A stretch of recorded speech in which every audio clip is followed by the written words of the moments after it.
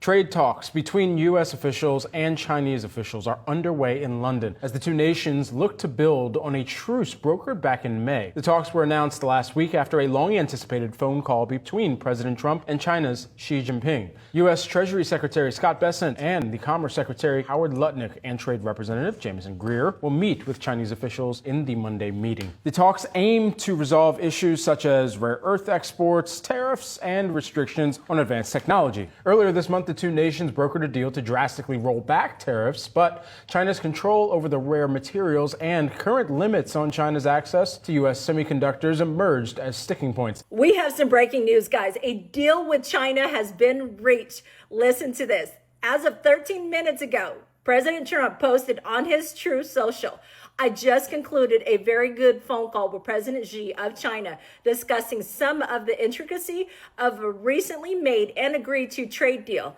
The call lasted approximately 1.5 hours and resulted in a very positive conclusion for both countries. There should no longer be any question respecting the complicity of rare earth product. Our respective team will be meeting shortly at a location to be determined. We will be represented by Secretary of Treasury Scott Bessent, Secretary of Commerce Howard Lutnick, and the United States Trade Representative Ambassador Jamieson Greer. During the conversation, President Xi generously invited the First Lady and me to visit China, and he goes on further to say that. But let me just say, if anybody who's ever doubted President Trump, here's your sign to say that you made the wrong decision. We're not dragging you along this time. Get serious or get left behind. China, desperate to stay relevant. Meanwhile, in the East, China is scrambling. On paper, it still looks strong. Second largest economy, massive export volumes, vast manufacturing base. But underneath the surface, demographics are collapsing, property markets are imploding with demographics collapsing, youth unemployment is off the charts, and Trump's tariffs are cutting off the most profitable buyers, Americans. Xi Jinping's regime is pushing the Belt and Road harder than ever, trying to lock in dependency through debt to the Middle East and South Asia. But even that's backfiring. Pakistan just defaulted on Chinese loan. Kenya and Zambia are calling for debt restructuring. Italy walked away from the Belt and Road entirely. And here's the big shift. China and America has come down to a trade agreement this morning. China has agreed to pay a 55% tariff while America pays a 10% tariff. That is the art of the deal, baby.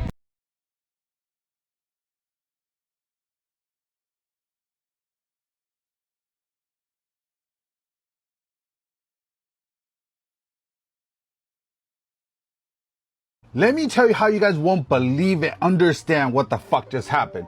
I was getting ready. Usually when I'm getting ready, I'm looking on my phone, I'm just looking for topics to make videos about, right? And then I see the Fox News post about Donald Trump's fucking tweet. It says, our deal with China is done in capital letters, subject to final approval. So that means it's not done. With President Xi and me. Full magnets and any necessary rare earth will be supplied upfront by China. Likewise, we will provide to China what was agreed to, including Chinese students using our college and university, quote, which was always been good with me.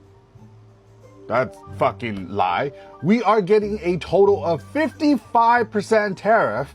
China is getting 10%. Relationship is excellent. Thank you for your attention to this matter. Now, let me break this down for you, okay? Our deal with China is done. So it's not done because he follows up with subject to final approval with President Xi and me. So it's not done. And then the part he says, fine with including Chinese students using our colleges and university, which he has been complaining about since the Harvard shit. Now, this is the most important part. We are getting total of 55%. Remember what happened after the Geneva Convention? I mean, not the Geneva Convention, the Geneva talks? It was 30%. It was 30%. We all of a sudden got an increase of 25%. What is happening? The greatest deal maker in the world? I don't even understand. Like, what is MAGA seeing that we don't see? Is it like, are we denying reality so that like we see like the truth and those people are not seeing the truth? Did we take some kind of fucking red pill when we fucking came out of our parents? Holy fuck, what is going on? Despite the 30% tariffs on the Chinese economy, it seems to be holding up pretty well. The latest export data suggests a 5% year-over-year growth rate in Chinese exports, which is roughly on par with where it was running prior to the new administration. A big reason for that is that the Chinese are able to find other export destinations as well as do transshipment in order to get their goods to the United States. And other measures of the domestic economy are also holding up. PMI timely measures are suggesting that the economy remains in decent shape. Timely activity indicators suggest basically things in line with the last couple years. And markets are giving little indication of strains, with stocks roughly flat, bond yields creeping up a little bit, and the currency actually appreciating in recent weeks. With little strain in the domestic economy, it seems Chinese policymakers have little urgency to make a bad deal in order to address those issues. Ladies and gentlemen, we might have a trade deal. Check this out. Trump says U.S. gets rare earth minerals from China, and tariff on Chinese goods will total 55%.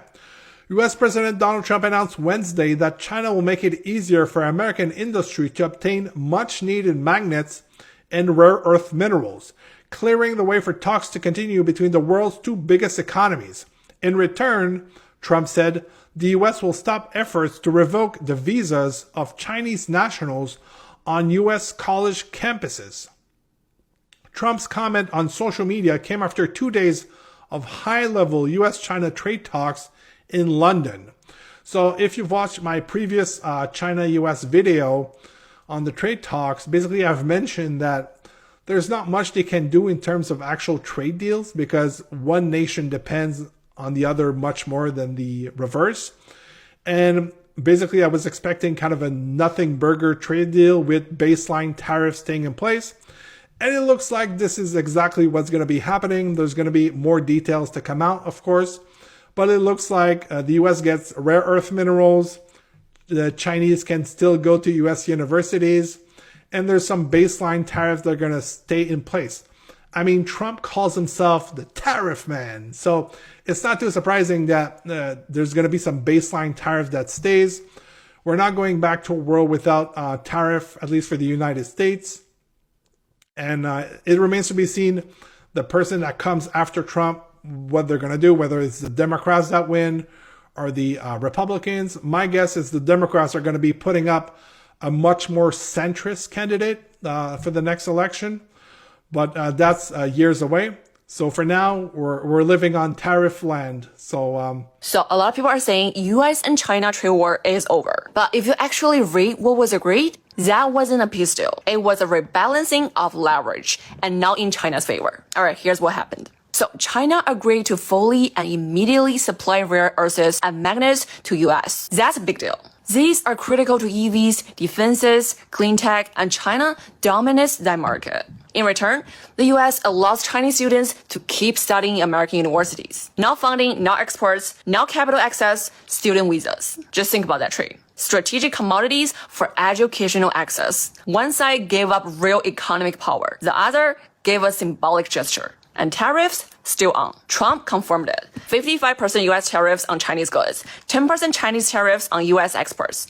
That's the same structure from Geneva. So no rollback, no easing, just holding fire for now. That is not a real resolution. It is a controlled de-escalation designed for two goals. First, China needs to restore trust with global buyers, especially around rare earth exports. Second, Trump wants to cool markets and score a win without actually giving anything up.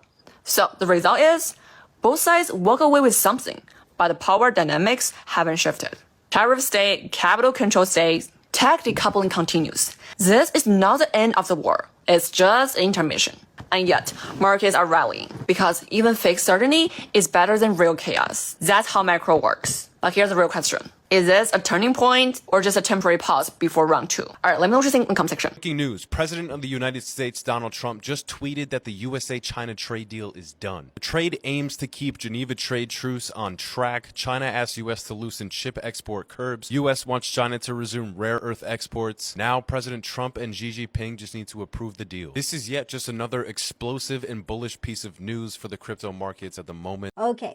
So it's official. Trump says the US and China have reached a trade deal. And honestly, this could be a big step forward for global trade and supply chains. The US and China reached a deal during talks in London, but it still needs final sign-off from both President Trump and President Xi to become official. The major highlight? Well, China agreed to restart rare earth mineral exports to the US, which are key for making smartphones, EVs, semiconductors, and even military equipment. In exchange, the US will continue allowing Chinese students to study at American universities, which, according to President Trump, has always been good with me. That's what he said. On top of that, both sides agreed to cut tariffs. So the US will cut it from 145% to 30%, and China from 125% to 10%. Expert says this could help ease supply chain issues and slow down rising prices on tech, cars, and more. If all goes as planned, could this lead to more stable US-China relationship and lower prices for consumers? I don't know. What's your take on that?